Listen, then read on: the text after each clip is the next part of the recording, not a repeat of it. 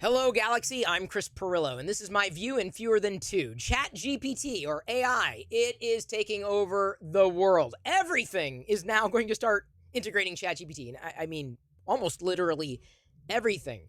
And ChatGPT is coming for your job. And if it's not ChatGPT, then another product, much like ChatGPT, is coming for your job. In what way, Chris? You might ask. Well, if you're not asking, you should ask, especially if you have to get a job that involves, let's say, routine tasks, something that you might do repetitively over and over and over again. And right now, it takes a human being, but pretty soon, ChatGPT could take over those routine tasks. What does that leave you to do? Well, not that job. ChatGPT is going to do it.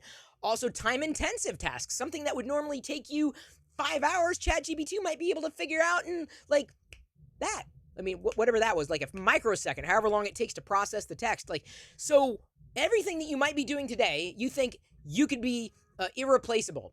I'm telling you, even if it's not this version of ChatGPT, a future iteration of it or something else is coming for your job. And I'm not trying to say the sky is falling, but I'm telling you, the sky is, it's literally, it's on my lap right now. You can't see it because the camera is not going to pan down that way.